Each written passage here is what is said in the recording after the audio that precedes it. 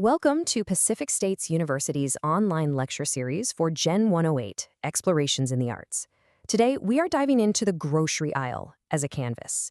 We're going to explore the explosive rise of pop art, the public's very real fatigue with mid-century modernism, and the fascinating, honestly, pretty cynical legacy of Dada.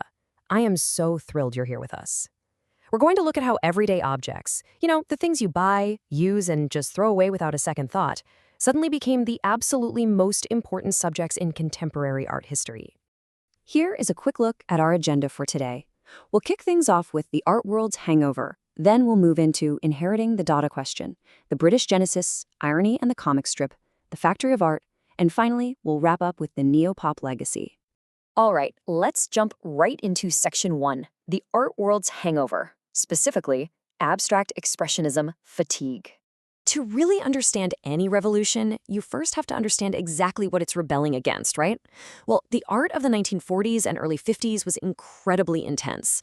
Think of Jackson Pollock aggressively flinging paint onto huge canvases on a studio floor, or Mark Rothko demanding that we stand just inches away and literally weep in front of his massive blocks of vibrating color. It was deeply serious, it was profoundly spiritual, and honestly, it asked a lot of the viewer. But by the mid-1950s, people were experiencing a collective exhaustion. The general public and even a lot of young up-and-coming artists were just burnt out by the difficulty, the intellectual gatekeeping, and this relentless emotional weight of abstract expressionism. They wanted art they could actually recognize. Notice the stark contrast here between these two eras. Abstract expressionism was entirely inward-looking. It was messy, spiritual, and acted as a strict gatekeeper to high culture. Pop art, on the other hand, which emerged in the 1950s and really peaked in the 60s and 70s, acted as the direct cure to this public fatigue. It turned completely away from the artist's soul and looked outward. It looked to the billboard, the television screen, and the supermarket shelf. It embraced the recognizable, it embraced the everyday commodity. It was a massive, radical shift in focus from the internal subconscious straight to our external consumer reality. Moving on to Section 2, inheriting the Dadaist question, taking us from World War I to the post-WWI era. To truly wrap our heads around pop art, we actually have to look backward to Dadaism. During World War I, the Dadaists were this incredible group of artists who used irony and anti-art sentiments to protest both the unimaginable horrors of the war and the stuffy elite bourgeois culture of the time. They essentially wanted to blow up the very definition of art, and arguably, no one did this better than Marcel Duchamp. Imagine taking a standard, mass-produced porcelain urinal, turning it upside down, submitting it to an art exhibition in 1917, and calling it Fountain. It was outrageous, and it fractured art history forever. He challenged the fundamental assumption that art had to be painstakingly crafted by an artist's own hand. He left us with this radical, pretty cynical inquiry. What is art? Can it just be chosen? Well, pop art took this exact same question and gave it a glossy post-W2 update. If the Dadaists of World War I said anything can be art to prove that everything is meaningless, the pop artists of the booming post-war era came along and said anything can be art because everything is a commodity. They updated this whole inquiry for a capitalist society where marketing, branding, and mass production were the new dominant forces shaping our daily human experience. Which brings us to Section 3, the British genesis, focusing on Richard Hamilton and the independent group. While we heavily associate pop art with New York City, and for good reason, the movement actually began in 1956 in London with a collective known as the Independent Group. Now, this is a vital piece of historical context to keep in mind. Britain was still recovering from severe wartime rationing at this point. When these British artists looked across the Atlantic at American consumer culture, they didn't view it with the same cynicism that we might today. Not at all.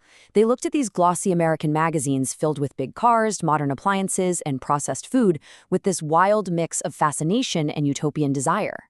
Out of this fascination came a truly groundbreaking piece of work. In 1956, an artist named Richard Hamilton created a small collage that effectively launched the entire pop art movement. And even the title of this piece sounds exactly like a cheesy American marketing slogan. Just what is it that makes today's homes so different, so appealing? Let's break down the specific elements Hamilton utilized here, because it's fascinating. He didn't paint this scene. He quite literally cut images out of imported American magazines and pasted them together. He incorporated a comic book cover, but framed it as traditional art on the wall. He included modern appliances, like a tape recorder and a long hose vacuum cleaner. There's a television set showing a woman talking on the phone. And right front and center, there's a muscle-bound bodybuilder holding a massive Tootsie Pop like a king's scepter. Hamilton was answering that old Dadaist question by boldly stating, art is the world we live in right now.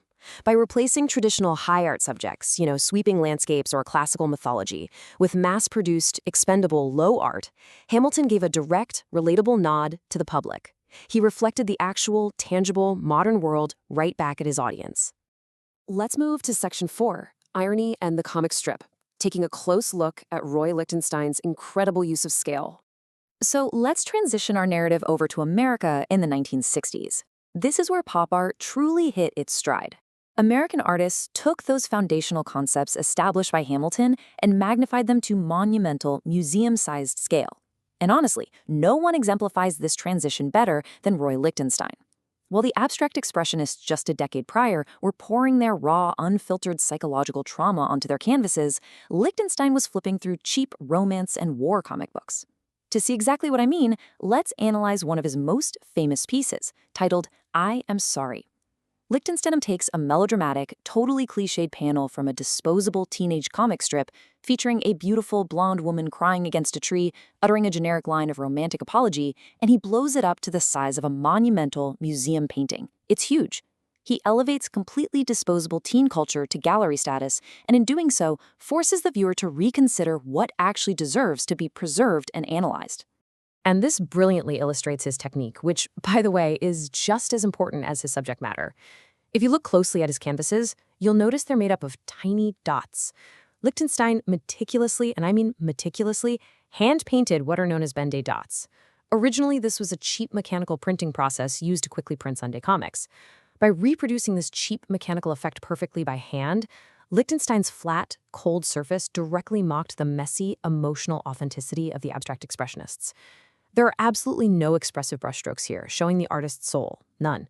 It is deliberately flat and highly commercial. He forces us to ask, if a comic book page is literal trash, does it become high art just because I paint it large and hang it in an elite gallery? This perfectly sets up Section 5, the factory of art, and Andy Warhol's commercialization. Of course, we cannot possibly talk about this movement without discussing its absolute high priest, Andy Warhol. If Lichtenstein magnified commercial art, Warhol completely absorbed it. Warhol took that Dadaist question and fully commercialized it, removing almost all traces of the traditional artist's touch. I want you to compare the concept of a traditional studio with Warhol's workspace. Warhol famously, and very intentionally, called his studio the factory. Think about the implications of that word choice for a second. Artists traditionally have studios where solitary geniuses create unique, irreplaceable masterpieces using their own hands. Factories, on the other hand, have assembly lines. They churn out identical products. Warhol utilized commercial screen printing techniques so that he could replicate his images over and over again, exactly like a machine. And what did this factory produce? The most mundane objects imaginable. He famously painted 32 individual canvases of Campbell's soup cans, representing every single flavor the company offered at the time. Why soup? Well, because, as he stated, he ate Campbell's soup every day for lunch for 20 years. Warhol possessed a brilliant theory regarding these everyday items. He saw them as the ultimate social equalizer. He pointed out that the President of the United States drinks Coca-Cola, Liz Taylor drinks Coca-Cola, and the beggar on the street drinks the exact same Coca-Cola. No amount of money or status can get you a better Coke. By elevating these identical, mass-produced items, like soup cans and Brillo pads, he provided the perfect, highly accessible antidote to the public fatigue of abstract art. Everyone, no matter their background, could recognize a soup can. And that brings us to Warhol's ultimate, highly accessible answer to the original Dadaist problem. He concluded, art is what you can get away with. It's a brilliant, cynical, and surprisingly liberating statement. If it sells, if people line up down the block to look at it, if it reflects our culture back to us, then hey, it's art. He completely collapsed the barrier between the elite gallery and the corner grocery store. Finally, Section 6, the neo-pop legacy, where we'll examine Jeff Koons and extreme consumerism. As we examine how this pop art DNA mutated closer to our current era, we see that in the 1980s and beyond, the legacy of Warhol evolved into a movement known as neo-pop. The most notable figure in this era is, without a doubt, Jeff Koons. Koons took Warhol's commercialism and dialed it up to an absolute extreme. If Warhol gave us two-dimensional screen prints of soup cans, Koons gave us massive, multi-ton, mirror-polished stainless steel balloon dogs. The sheer scale is unbelievable. And much like a factory, Koons rarely even touches his own work during its creation. Instead, he relies on an entire team of highly skilled fabricating assistants to construct these pristine, mathematically perfect objects. Examining Koons' conceptual focus reveals a really deep dive into kitsch, the luxury of childhood innocence, and extreme consumerism. His work forces society to confront how much value we place on objects of pure consumption. It's shiny, it's pristine, and it's utterly seductive. It draws you in with its flawless, reflective surface, only to leave you standing there, staring at your own reflection amidst a giant, expensive monument to a disposable party favor. And right here, the ghost of Marcel Duchamp returns. We really must pose the Dadaist question once more. Is a giant stainless steel balloon animal actually art? In the modern era, the question returns with a vengeance, but this time it's masquerading as a shiny, fun joke. It's incredibly accessible. Literally, a child knows what a balloon dog is, but it operates on a highly critical academic level, questioning the mechanics of desire, wealth, and capital in contemporary society.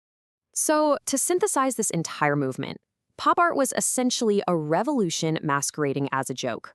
By taking the everyday commercial world and slapping it onto pristine gallery walls, artists from Richard Hamilton to Jeff Koons cured the public's abstract art fatigue. They brought art back down to earth for the rest of us, but simultaneously, they proved this fundamental, arguably uncomfortable truth. In a hyper-capitalist society, the boundary between high culture and low culture is entirely an illusion. At the end of the day, it's all commodity. I want to leave you with a provocative final thought to carry with you this week. Next time you walk down a grocery aisle, take a moment to look closely at the packaging around you. I challenge you to ask yourself, are you just looking at marketing, or are you staring at the very foundation of contemporary art history? Think about the lines, the colors, the typography, and the deep cultural desires those objects represent. Thanks for joining me for today's lecture. Keep exploring, and I'll see you next time.